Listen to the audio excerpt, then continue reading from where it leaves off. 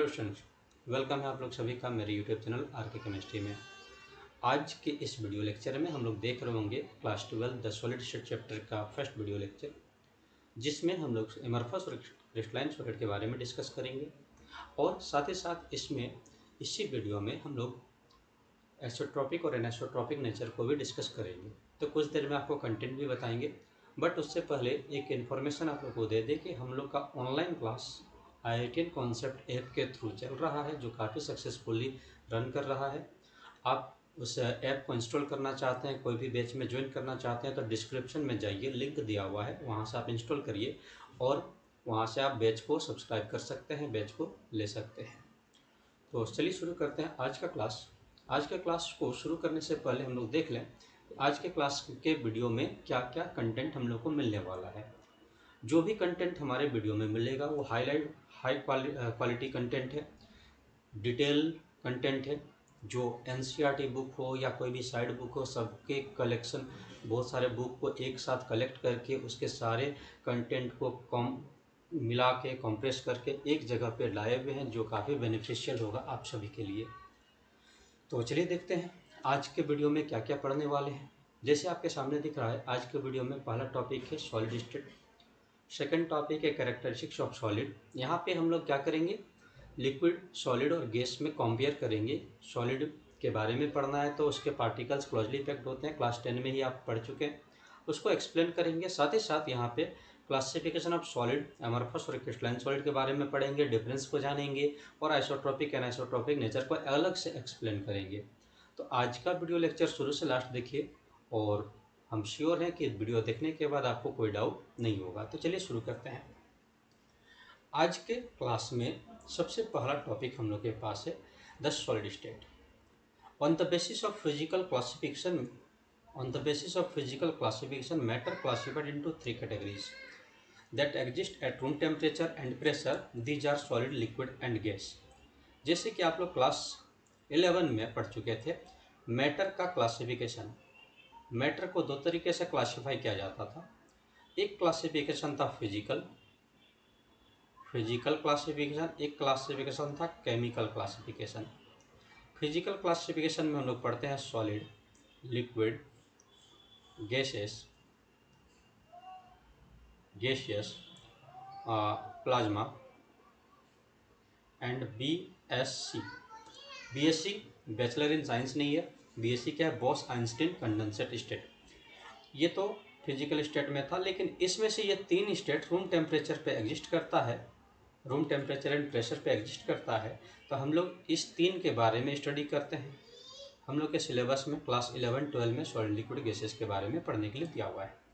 Chemical classification में matter 2 तरह का होता है, एक होता है प्योर सब्सटेंस, एक होता है मिक्सचर, जो क्लास 11 में पढ़ चुके हैं। प्योर सब्सटेंस एंड मिक्सचर, इसको हम लोग क्लास 11 में पढ़ चुके हैं, तो इसके बारे में डिस्कस करने का भी कोई ज़रूरत नहीं है, हम लोग ये क्लास 11 में डिस्कस कर चुके हैं। यहाँ से लिक्विड एंड गैसेस के बारे में भी क्लास 11 के 5th chapter states of matter में डिस्कस कर चुके, पढ़ चुके हैं। अभी हम लोग को सॉलिड स्टेट के बारे में पढ़ना है। तो चलिए आगे बढ़ते हैं। यहाँ से सॉलिड को जब आप क्लासीफाई करेंगे, तो क्लासीफाई करने से सॉलिड 3 कैटेगरी में क्लासीफाई करते हैं। ये तीनों कैटेगरी रूम टेम्परेचर, प्रेशर पे एग्जिस्ट करता है, जिसमें से फर्स्ट है सॉलिड, दूसरा है लिक्विड, तीसरा है गैसेस। जैसा कि डायग्राम में आपको दिख रहा होगा, गैसियस पार्टिकल्स में जो पार्टिकल्स होते हैं एक दूसरे से काफ़ी डिस्टेंस मेंटेन करके रखते हैं, काफ़ी दूर दूर होते हैं, उसके बीच में इंटरेक्शन फोर्स होता है, या तो नेग्लिजिबल होता है या तो नहीं होता है। तो इसके कारण गैसियस मॉलिक्यूल कहीं पर भी जगह को ऑक्यूपाई कर लेता है, किसी भी कंटेनर में रखते हैं उसको जगह को कम्प्लीटली ऑक्यूपाई कर लेता है। उसके पार्टिकल मूव करते हैं, लिक्विड के पार्टिकल भी मूव करते हैं, बट मूवमेंट का जो होता है वो स्लोली होता है। अब सॉलिड के बारे में देखेंगे। आप डायग्राम को, सॉलिड वाले डायग्राम को यदि क्लियरली देखें, ठीक से देखें, तो यहाँ पे सॉलिड के डायग्राम में सॉलिड का पार्टिकल वाइब्रेट कर रहा है। सॉलिड का पार्टिकल अपने जगह पे वाइब्रेट करता है, फिक्स रहता है, ये मूव नहीं कर सकता है। तो इसलिए, और साथ ही साथ देखिए यहाँ जो पार्टिकल एक दूसरे से अरेंज्ड है, क्लोजली पैक्ड है, पार्टिकल के बीच लगने वाला इंटरेक्शन फोर्स काफ़ी ज़्यादा होता है। इसके हम लोग अभी कुछ देर में डिस्कस करेंगे। हमारे इसी में physical classification solid, liquid, gas के बारे में जान चुके हैं। आगे हम लोग देखते हैं general characteristics of solid. General characteristics of solid में हम लोग 4 टॉपिक्स 4 पॉइंट्स को पढ़ने वाले हैं। इसमें चारों पॉइंट्स में सॉलिड के मेन कैरेक्टरिस्टिक को डिफाइन कर लेते हैं। जैसे सबसे पहले लिखा हुआ है क्या कि the particles in solid are closely packed and held together by strong intermolecular forces. जो भी सॉलिड में पार्टिकल्स होंगे वो पार्टिकल एक दूसरे से काफ़ी क्लोजली पैक्ड रहते हैं, एक दूसरे से सटे हुए रहते हैं, और उसके बीच में लगने वाला जो इंटरमॉलिक्यूलर फोर्स है, जो इंटर पार्टिकल यहाँ इंटर एटॉमिक फोर्स हो सकता है, इंटरमॉलिक्यूलर फोर्स हो सकता है, वो काफ़ी ज़्यादा स्ट्रॉन्ग होता है। सेकेंड पॉइंट आप यहाँ देखिए, the building constituent have fixed position and can only oscillate about their main position. Building constituent का मतलब क्या हुआ? जिस पार्टिकल से मिलकर कोई सॉलिड बना हुआ होता है उसको हम लोग बिल्डिंग कंस्टिट्यूएंट कह रहे हैं। इस बिल्डिंग कंस्टिट्यूएंट पार्टिकल जो है उसका पोजीशन सॉलिड में फिक्स होता है और वो सिर्फ अपने ही जगह पे अपने मेन पोजीशन पे ऑसिलेट कर सकते हैं या वाइब्रेट कर सकते हैं। Third point, they have definite shape and definite volume. जैसा कि आप लोग पहले से जानते हैं डिफिनिट शेप और डिफिनिट वॉल्यूम होता है सॉलिड का। Density of solid is high and they have low compressibility. Solid को हम लोग कंप्रेस नहीं कर सकते हैं, जिसके कारण इसके कंप्रेसिबिलिटी को काफ़ी कम माना जाता है, और सॉलिड का डेंसिटी जो होता है सबसे ज़्यादा होता है जब कंपेयर करते हैं सॉलिड, लिक्विड और गैसियस में। तो क्लास 11 में इसको काफ़ी ज़्यादा हम लोग कंपेयर कर चुके हैं, काफ़ी ज़्यादा डिटेल पढ़ चुके हैं स्टेट ऑफ मैटर में। अभी उतना जानने का ज़रूरत नहीं है। आप क्लास 12 में कैरेक्टरिस्टिक्स को जान लिए, आगे हम लोग जब क्लासिफिकेशन करेंगे तो इस क्लासिफिकेशन को पढ़ना, और यहाँ पे इम्पोर्टेंट क्रिस्टलाइन सॉलिड के 4 टाइप्स होते हैं वो इम्पोर्टेंट है। तो क्लास में जो आप लोग को कंटेंट दिया जा रहा है ये कंटेंट काफ़ी डिटेल कंटेंट है। आप इससे आप नोट्स बना सकते हैं, आप इस कंटेंट से पूरा चैप्टर को रिवाइज कर सकते हैं। जब भी आपको ज़रूरत पड़े आप वीडियो शुरू कीजिए, शुरू से लास्ट देखिए। सारा टॉपिक, एक छोटा छोटा टॉपिक जो बुक में कहीं ना कहीं छूट जाता है वो सारा हम एक साथ कवर किए हुए हैं। तो इससे बेस्ट डिटेल तरीका पढ़ने का दूसरा और भी मिल सकता है वीडियो आपको यूट्यूब में, पर रेयर है। हम जितना एनसीईआरटी को फोकस किए हुए हैं और साथ ही साथ और भी जो बुक है, जो इम्पोर्टेंट बुक होता है, जो कंपलसरी बुक होता है, नाम तो नहीं ले सकते हैं, बट वो जो भी बुक है वो सारे के कंटेंट को एक साथ मिलाए हुए हैं।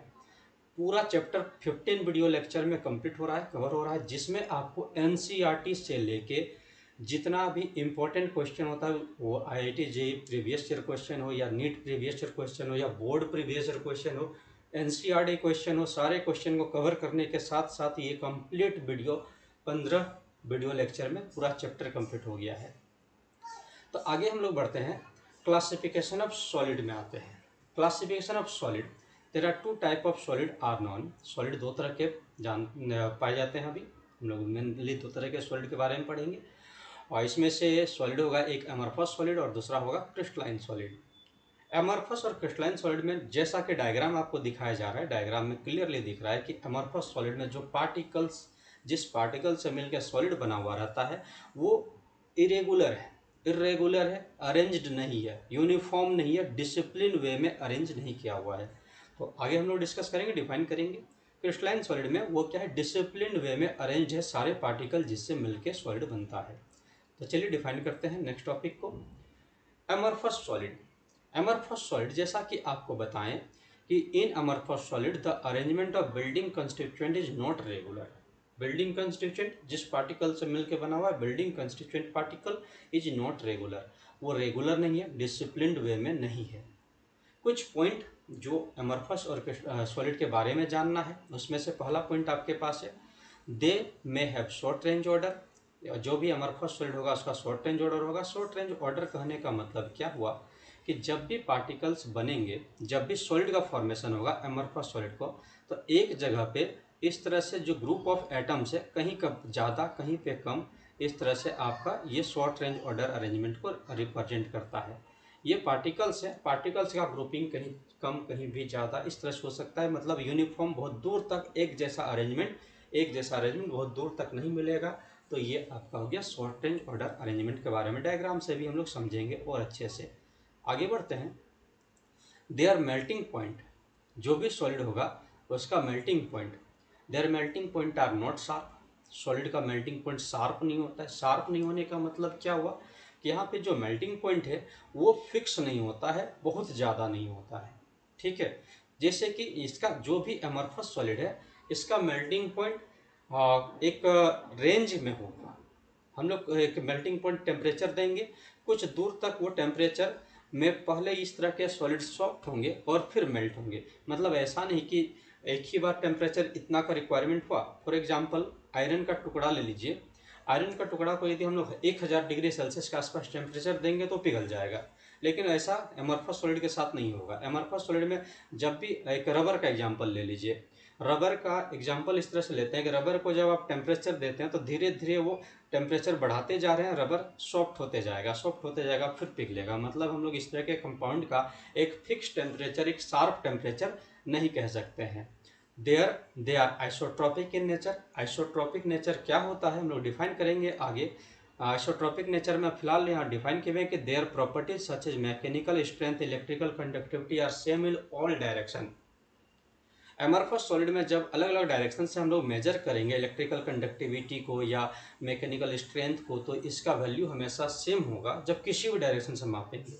जब डिफरेंट डायरेक्शन से मेजर करते हैं और वैल्यू सेम होता है तब उसको हम लोग आइसोट्रॉपिक नेचर बोलते हैं। यहाँ तक क्लियर हो चुका है? यहाँ पे कोई डाउट है आप लोग तो पूछ सकते हैं। एग्जाम्पल है रबर, क्वार्ट्ज, ग्लास, ETC। एक डायग्राम से हम लोग इसको एक्सप्लेन करते हैं। डायग्राम कुछ देर में आएगा। एमरफस सॉलिड के बारे में जान गए। एमरफस के बाद क्रिस्टलाइन सॉलिड आपके सामने है। क्रिस्टलाइन सॉलिड का डेफिनेशन क्या लिखे हुए? In crystalline solid the arrangement of building constituents of particle is regular throughout the entire solid. यहाँ पे जो कंस्टिट्यूएंट पार्टिकल है जिससे मिलकर ये पार्टिकल्स बना हुआ है, वो बिल्डिंग कंस्टिट्यूएंट पार्टिकल रेगुलर है, डिसिप्लिन वे में अरेंज रहता है through out the entire solid, पूरे सॉलिड में। साथ ही साथ 3 डायमेंशनल नेटवर्क में सॉलिड है तो 3 डायमेंशनल नेटवर्क में ही अरेंज रहेगा। कुछ पॉइंट है जो जानना चाहिए। A crystalline solid has sharp melting point and is anisotropic nature. Melting point sharp होगा, एनाइसोट्रॉपिक नेचर का होगा। यहाँ पे आप देखिए, यहाँ पे जब हम लोग एमरफस सॉलिड पढ़ रहे थे तो यहाँ पे मेल्टिंग पॉइंट जो था वो नॉट शार्प बताए थे। अभी जो मेल्टिंग पॉइंट है वो हमारा यहाँ पे क्या हो रहा है? शार्प हो रहा है। डिफरेंस है ये सब सारा।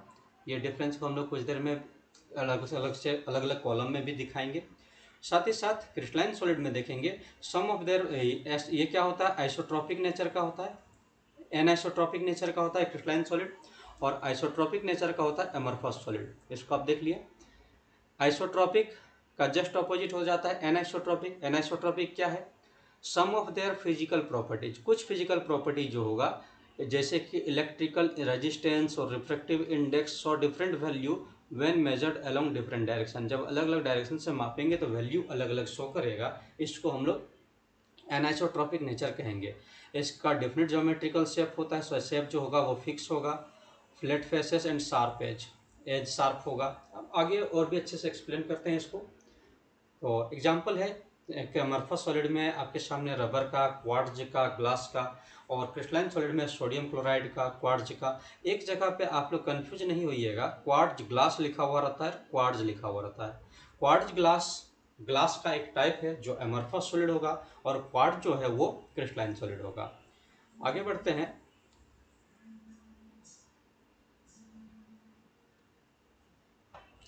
नेक्स्ट टॉपिक हम लोग का यहाँ पे है difference between crystalline and amorphous solid diagrammatically. Diagram से हम लोग देख लें क्रिस्टलाइन सॉलिड और एमरफस सॉलिड में क्या डिफरेंस है। जैसे कि आपके सामने डायग्राम में दिख रहा है क्रिस्टलाइन सॉलिड और एमरफस सॉलिड। फर्स्ट डायग्राम को आप देखिए, इस डायग्राम को देख लीजिए। क्रिस्टलाइन सॉलिड में सारा पार्टिकल्स डिसिप्लिन वे में अरेंज्ड है। एमरफस सॉलिड में सारा पार्टिकल इरेगुलर है, इनडिसिप्लिन वे में अरेंज्ड है। इसको हम लोग एटम के फॉर्म में भी देख सकते हैं कि यहाँ पे एक के बाद एक पार्टिकल है। यहाँ पे पार्टिकल का कोई तरीका अरेंज करने का फिक्स नहीं है, ये किसी भी तरीके से अरेंज हो सकते हैं। एनसीईआरटी के अकॉर्डिंग एक डायग्राम और होता है। यहाँ पे आपको लॉन्ग रेंज और शॉर्ट रेंज ऑर्डर के अरेंजमेंट को अच्छे से समझ सकते हैं। यहाँ पे जो फर्स्ट डायग्राम है वो क्रिस्टलाइन सॉलिड है। आप यहाँ पे देख सकते हैं कि एक ही जैसा पार्टिकल्स का अरेंजमेंट पूरे सॉलिड में देखा जाएगा। लॉन्ग रेंज ऑर्डर अरेंजमेंट बहुत दूर तक देखा जाएगा। बट जो आपका क्रिस्टलाइन सॉलिड है, सॉरी एमरफस सॉलिड है, इस एमरफस सॉलिड में आप देखिए, जो एमरफस सॉलिड है उसमें कहीं पर भी आपको एक जैसा अरेंजमेंट बहुत दूर तक देखने को नहीं मिलेगा। तो ये आपका डिफरेंस हो गया क्रिस्टलाइन सॉलिड और एमरफस सॉलिड में। एक ही डिफरेंस से 3 अलग अलग डायग्राम से आपको एक्सप्लेन करने की कोशिश किए हैं। आई होप आपको यहाँ तक समझ में आ गया होगा क्रिस्टलाइन सॉलिड क्या होता है, एमरफस सॉलिड क्या होता है। नहीं समझ में आया तो इसको और ज़्यादा एक्सप्लेन हम लोग करते हैं कि क्रिस्टलाइन सॉलिड और एमरफस सॉलिड में और ज़्यादा हम लोग क्या डिफ्रेंशिएट कर सकते हैं और ज़्यादा कैसे समझ सकते हैं।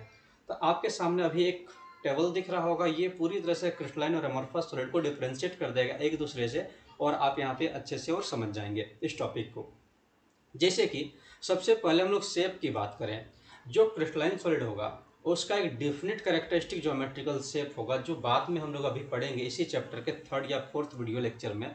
यूनिट सेल मिलकर स्पेस लैटिस और क्रिस्टल लैटिस बनाता है, जो पूरे सॉलिड के शेप को डिफाइन करता है। तो यहाँ पे जो शेप होगा मॉलिक्यूल का डेफिनेट कैरेक्टरिस्टिक ज्योमेट्रिकल शेप में रहेगा, जबकि एमॉर्फस सॉलिड में कोई डेफिनेट शेप नहीं होता, इरेगुलर शेप में होता है। फर्स्ट डिफरेंट आपको समझ में आ चुका होगा। आगे बढ़ते हैं सेकंड, मेल्टिंग पॉइंट। जैसा कि कुछ देर पहले हम लोग डिस्कस कर चुके हैं कि मेल्टिंग पॉइंट जो सॉलिड का होगा वो melting at sharp and characteristic temperature.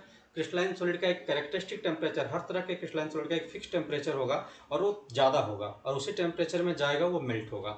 लेकिन जो एमॉर्फस सॉलिड होते हैं वहाँ पे एमॉर्फस सॉलिड में gradually they soften under a range of temperature and then melt. ये पहले एक टेम्परेचर के रेंज में सॉफ्ट होते हैं और फिर उसके बाद मेल्ट होते हैं। जैसे कि हम यहाँ पर एग्जाम्पल ले लेते हैं आयरन का या सोडियम क्लोराइड का, एक कोई भी एग्जाम्पल ले लें। तो आयरन का एग्जाम्पल हम ले लेते हैं यहाँ पे। जब आयरन का एक फिक्स्ड कैरेक्टरिस्टिक टेम्परेचर है, फिक्स टेम्परेचर में मेल्ट होता है। जबकि एमॉर्फस सॉलिड का एग्जाम्पल पे हम रबर को रख लेते हैं। रबर जो है, ये रबर रबर को आप देख सकते हैं कि तुरंत वो पिघलता नहीं है, टेम्परेचर देंगे धीरे धीरे वो सॉफ्ट होने लगेगा और फिर लास्ट में क्या होगा, वो मेल्ट होगा। तो ये रेंज ऑफ टेम्परेचर में मेल्ट होता है, मतलब कम टेम्परेचर भी बहुत देर तक देते रहे तो मेल्ट हो जाएगा, ज़्यादा टेम्परेचर को एक्वायर भी नहीं करेगा तो भी ये मेल्ट हो सकता है। आगे बढ़ते हैं क्लीवेज प्रॉपर्टी। क्लीवेज का मतलब होता है काटना। ये क्लीवेज प्रॉपर्टी क्या है, जैसे हम लोग यहाँ पे एग्जाम्पल देख रहे हैं, एक क्रिस्टल एक सॉलिड का छोटा सा टुकड़ा ले लेते हैं और इस टुकड़ा को शार्प एज टूल, कोई भी शार्प एज टूल से 2 टुकड़ा में बांट देते हैं। ये 2 टुकड़ा में बांट दिए, इसको 2 टुकड़ा में अलग अलग टुकड़ा बन गया। ये 2 पीस में इसको तोड़ दिया, ठीक है, split into 2 pieces, split into 2 pieces, 2 piece में क्या किया, इसको तोड़ दिए। समझ में आ रहा है। तो इस तरह से हम लोग दोनों को जब स्प्लिट करेंगे शार्प एज टूल से, नाइफ से या नाइफ के जैसा कोई भी एक टूल से जिसका एज बहुत ज़्यादा शार्प होगा, उस सिचुएशन में आपको देखने को मिलेगा क्लीवेज प्रॉपर्टी। क्लीवेज प्रॉपर्टी के अकॉर्डिंग हम लोग यहाँ पे देखते हैं, क्लीवेज प्रॉपर्टी के अकॉर्डिंग हम लोग यहाँ देखते हैं कि when crystalline solid cut with sharp edge tool, जब क्रिस्टलाइन सॉलिड को शार्प एज टूल से कट किया जाता है, दे स्प्लिट इनटू 2 पीसेस, ये 2 पीस में टूटते हैं। They split into 2 pieces and the newly generated surfaces are plane and smooth, और जो नया सरफेस बनेगा वो प्लेन होगा और स्मूथ होगा। ये आप समझ गए। इसी तरह से when cut with sharp edge tool they cut into 2 pieces with irregular surfaces. Amorphous solid को यदि आप स्प्लिट करेंगे शार्प एज टूल से तो 2 पीस में तो टूटेगा, बट वो जो न्यूली जनरेटेड सरफेस होगा, वो न्यूली जनरेटेड सरफेस क्या होगा, इरेगुलर सरफेस होगा, रफ सरफेस होगा, वो प्लेन और स्मूथ नहीं होगा। क्लियर। आगे बढ़ते हैं। आगे जो 4th डिफरेंस है वो हीट ऑफ फ्यूजन है। They have definite and characteristic heat of fusion. Heat of fusion क्या होता है, सॉलिड स्टेट को लिक्विड स्टेट में बदलने के लिए जितना हीट का जरूरत पड़ता है, इसको हम लोग हीट ऑफ फ्यूजन कहते हैं। इसका डेफिनेट और कैरेक्टरिस्टिक होता है, जो मेल्टिंग पॉइंट था वही हीट ऑफ फ्यूजन हो गया। They do not have definite heat of fusion.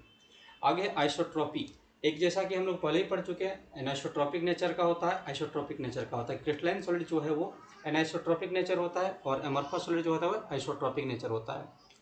अब आइसोट्रॉपिक और एनाइसोट्रॉपिक नेचर में यदि कंफ्यूज है तो कुछ देर में उसका भी एक कंप्लीट टॉपिक ही बना के अच्छे से एक्सप्लेन किए गए हैं, तो थोड़ा सा सब्र कीजिए, ज़्यादा हड़बड़ाना नहीं है।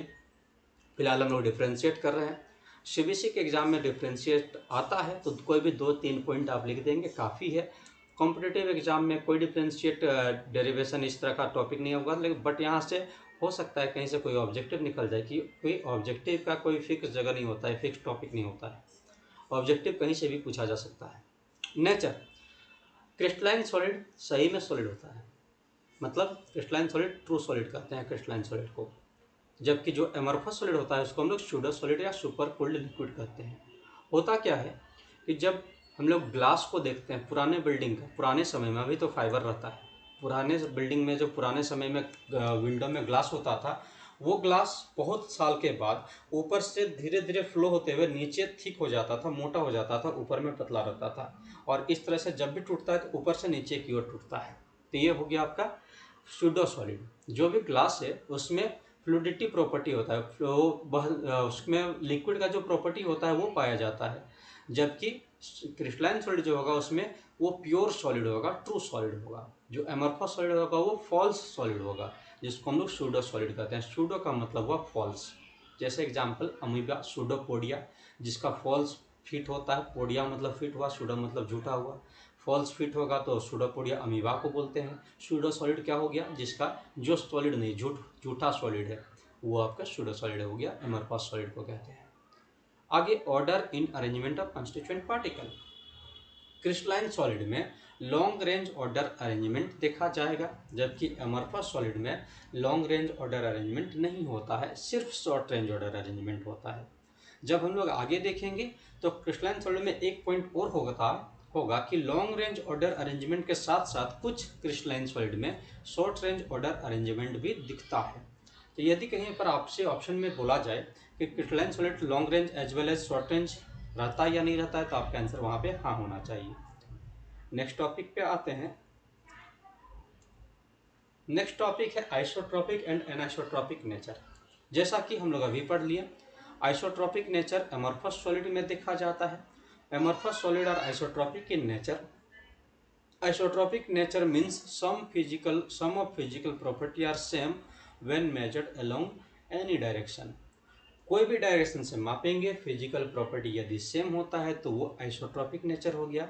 जैसे एग्जांपल, हम एक सिंपल सा एग्जांपल लेके आपको यहाँ पे समझाते हैं। ये एक टुकड़ा है, इतना बड़ा कोई भी सॉलिड का एक पीस ले लिया, ये कंडक्टर है, सपोज ये कंडक्टर है।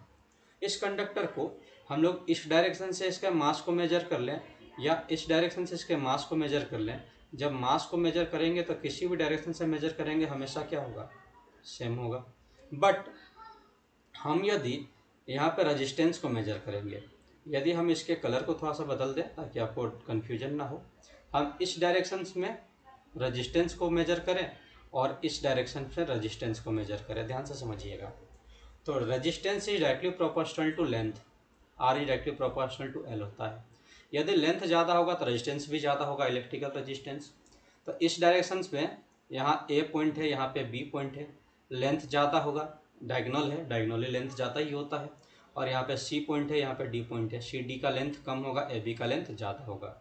ए B is greater than C D, therefore R A B is greater than R C D. ये क्या हुआ, रेजिस्टेंस ए बी डायरेक्शन में जब रेजिस्टेंस को मेजर करेंगे तो वो ज़्यादा होगा, और आर सी डी डायरेक्शन में जब रेजिस्टेंस, इलेक्ट्रिकल रेजिस्टेंस को मेजर करेंगे तो वो कम होगा। इस तरीके से जो आइसोट्रोपिक और एनाइसोट्रोपिक नेचर है उसको हम लोग एक्सप्लेन कर सकते हैं। तो डायग्राम है हमारे पास, डायग्राम से एक्सप्लेन करना है। जैसे कि देख सकते हैं आप, एमरफस सॉलिड है। एमरफस सॉलिड में constituent particle uniform discipline way में अरेंज नहीं रहते हैं। तो आप रेड कलर वाला डायरेक्शन में देखिए या इधर से देखिए या इधर से देखिए, हमेशा वैल्यू क्या दिखेगा, सेम दिखेगा। जबकि ये जब एनाइसोट्रोपिक नेचर जब डिसिप्लिन वे में आ जाता है, जो कि क्रिस्टलाइन सॉलिड होता है। एनाइसोट्रोपिक नेचर में क्या लिखे हुए हैं, क्रिस्टलाइन सॉलिड। ये जो क्रिस्टलाइन सॉलिड है are anisotropic in nature, anisotropic nature का होता है। Isotropic nature means some of physical property like electrical resistance, conductance और different value when measured along different direction. जब अलग अलग डायरेक्शन से मापते हैं तो वैल्यू क्या होता है, अलग अलग होता है। तो एनाइसोट्रोपिक नेचर में डिसिप्लिन वे में अरेंज होने, यहाँ पे जो रेड कलर का पार्टिकल है इसमें देखिएगा ये ज़्यादा पार्टिकल्स आपको दिख रहा होगा, जबकि यहाँ पे जो रेड कलर का पार्टिकल्स है वो लगभग उतना ही पार्टिकल्स होता है जितना कि इधर से के डायरेक्शन में होता है, जितना कि अप टू डाउन होता है, लेफ्ट टू राइट होता है। तो इस तरह से आइसोट्रोपिक और एनाइसोट्रोपिक को नेचर को हम लोग जान गए। एग्जाम्पल कुछ आपके सामने दिया हुआ है। आइसोट्रोपिक नेचर के एग्जाम्पल में रिफ्लेक्टिव इंडेक्स है, इलेक्ट्रिकल कंडक्टिविटी है, एनाइसोट्रोपिक में इलेक्ट्रिकल रेजिस्टेंस है, कंडक्टेंस है, ये सब सारे एनाइसोट्रोपिक नेचर में है। सिंपल आइसोट्रोपिक और एनाइसोट्रोपिक नेचर को यदि आपको जानना है तो सिंपल आप जानिए, आइसोट्रॉपिक मीन्स जब किसी भी डायरेक्शन से मापेंगे वैल्यू सेम देगा तो आइसोट्रॉपिक, अलग अलग डायरेक्शन से मापेंगे वैल्यू डिफरेंट देगा तो एनआइसोट्रॉपिक। ये समझ में आ गया। आगे बढ़ते हैं हम लोग। ये एनसीईआरटी का डायग्राम है, ये एनसीईआरटी बुक में डायग्राम दिया हुआ है जो कि एनआइसोट्रॉपी, यहाँ पे लिखा हुआ है एनआइसोट्रॉपी, आप यहाँ पे देख पा रहे होंगे। यहाँ पे आपको एनआइसोट्रॉपी यहाँ पे लिखा हुआ है anisotropy in crystal is due to different arrangement of particle along different direction. Anisotropy जो होता है अलग अलग डायरेक्शन में अरेंजमेंट ऑफ पार्टिकल अलग अलग होता है, उसके कारण एनआइसोट्रॉपी शो होता है। आपके पास एनसीईआरटी बुक होगा, यदि ये डायग्राम क्लियर नहीं दिख रहा होगा तो एनसीईआरटी में भी जाके ये डायग्राम को आप देख सकते हैं। आगे हम लोग पढ़ते हैं note. Anisotropy in crystal is due to different arrangement of particle along different direction. जो नीचे लिखा हुआ है जो आपको दिख नहीं रहेगा उसको हम नोट में क्लियरली नीचे दिखा दिए हैं। तो समझ में आ चुका होगा यहाँ तक।